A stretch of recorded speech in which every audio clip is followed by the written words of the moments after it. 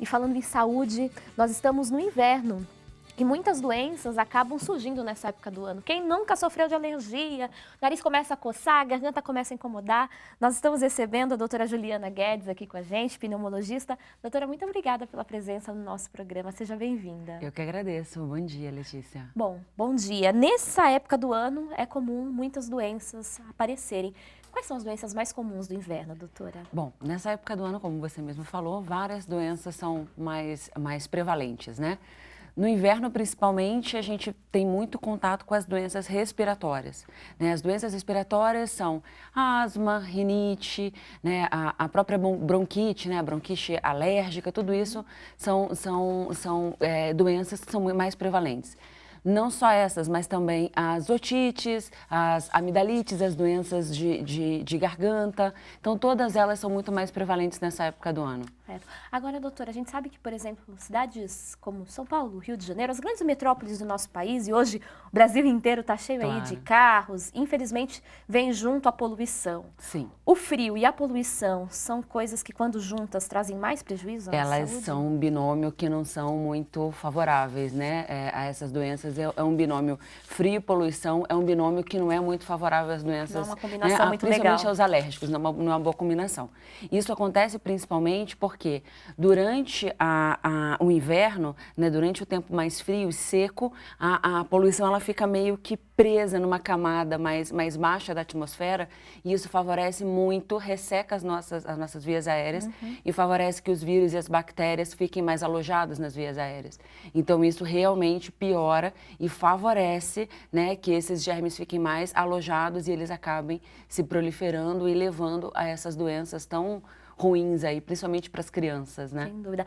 Inclusive, alguns dados mostram que as baixas temperaturas são responsáveis aí por grandes problemas com relação às doenças respiratórias. Segundo especialistas, atingem de 20% a 25% da população. É muita gente que acaba sofrendo com esses sintomas. E a senhora mencionava as crianças. São as principais vítimas, juntamente com os idosos, Sim, doutora? são os extremos de vida, né? São as crianças e os idosos, né? Eu, particularmente, como pneumologista pediátrica, eu vejo que essa porção da sociedade, digamos, é muito mais afetada. E a gente vê também que, principalmente nessa época de frio, é uma época de férias, que as crianças acabam por, né, desenvolver mais atividades em casa ou em viagens e tudo mais. Então, a gente vê que as crianças perdem muito, principalmente nessa época, né? E, como você falou, de 20% a 25% da população. Então, 1 a cada 4 de nós, então, temos coisas alérgicas, podemos estar suscetíveis mais a esse tipo de doença. Bom, por isso alguns cuidados são fundamentais. A Priscila Ferreira, ela é de Guarulhos, São Paulo, e ela tem uma pergunta. Ela quer saber o seguinte: além desse frio, ela tem sentido que o clima, com esse inverno, está muito seco. Ela quer saber se o umidificador é uma boa solução para diminuir essa sensação de secura do ar, digamos assim. O umidificador em si, né, a gente tem que ter muito cuidado com o umidificador. O umidificador, ele, na sua potência total, às vezes nos dá uma umidade do ar surreal, né? Uma coisa que a gente não tem. Que a gente nem vai encontrar no dia a dia. Que a gente não vai encontrar no dia a dia. Então, a gente tem que ter muita parcimônia, muito cuidado com esses umidificadores. Então, usá-los sempre numa potência mais baixa, no ambiente, não direcionar isso pro paciente, né? Para a pessoa, ou criança, ou adulto, não ou que deixar, seja. Por exemplo, do lado da cama, Não não deixar é um bom colado lugar. na cama, né? Agora tem outras medidas também além do umidificador.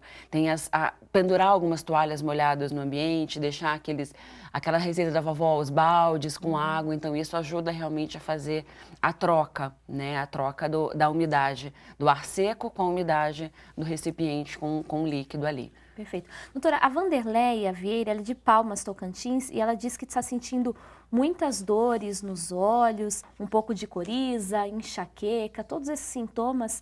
Ela diz que a amiga comentou que pode ser sinusite. É verdade ou pode também ser incidência aí de outro problema de saúde? A gente tem que ter muito cuidado com as sugestões essas dos indicações, amigos, né? Exatamente, né? Porque às vezes o nosso amigo é até o nosso agente causador de alguma coisa que a gente não tem. Pode, a sinusite também pode ter esses sintomas de dor de cabeça ou cefaleia. A enxaqueca já é um pouco mais grave, já é um outro diagnóstico. Mas a dor de cabeça, os olhos secos, a cefaleia, tudo isso pode realmente indicar um pouco de sinusite, desde que acompanhado de tosse produtiva, de longa data. Então, a gente tem que ter um pouco mais de cuidado ao fechar um diagnóstico. Tá, um médico que precisa fazer isso. Um médico precisa fazer isso. O amigo ajuda, às vezes, até a te indicar, assim, olha, de repente é melhor a gente procurar um médico para fazer esse diagnóstico. Mas iniciar tratamento e fechar diagnóstico dessa forma não é muito adequado. A automedicação é um problema, inclusive nessa época do ano, automedicação, não é, doutora? qualquer época do ano, Sim, né? Claro. Essa agora, mais porque as pessoas acabam indo mais em busca... eu já sei o que é, e aí toma aquele remédio, pode trazer A gente até tem uma classe de medicamentos específica para isso, mas sempre é bom que isso tenha uma orientação médica, pelo menos inicial. A senhora mencionava as tosses prolongadas. O Marcos Meireles, ele é de Presidente Prudente, São Paulo. Muito obrigada, Marcos, pela pergunta. Ele diz que o filho dele tem 9 anos e está com uma tosse forte que não passa. Já tem aí 3 semanas que essa tosse persiste. Ele quer saber se é gripe mesmo ou se pode ser outro problema de saúde. Mais uma vez, Marcos, né? Entramos no na mesma via, né? Pode ser uma gripe mais prolongada, pode ser realmente uma gripe que complicou com uma rinocinusite. Então, tudo isso, como a gente mencionou na questão anterior, o diagnóstico deve ser feito por um médico, o acompanhamento deve ser feito por um médico, né? Então, pode ser que seja, mas o diagnóstico tem que ser fechado numa consulta. 3 semanas, doutora? Pode durar tudo isso? Claro, a sinusite, a característica da sinusopatia é tosse prolongada por mais de 15 dias, pode vir com febre ou não, né? Mas geralmente são tosses nos extremos do dia, principalmente para crianças, tosses que pioram à noite por conta do gotejamento, não, também além da queda de temperatura, do gotejamento da secreção lá atrás. Ela passa o dia inteiro com aquela Às vezes, secreção. durante o dia, a secreção está sendo drenada, mas à noite ela começa a pingar na parede posterior da rinofaringe e que dá esse incômodo. E aquela tosse desconfortável.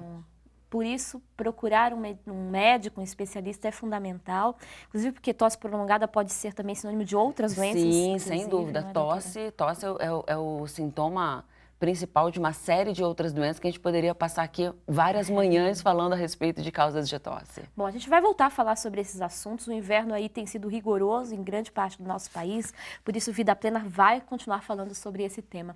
Doutora, queria agradecer a presença da senhora aqui, seja sempre muito bem-vinda. Eu que agradeço, muito obrigada e bom dia.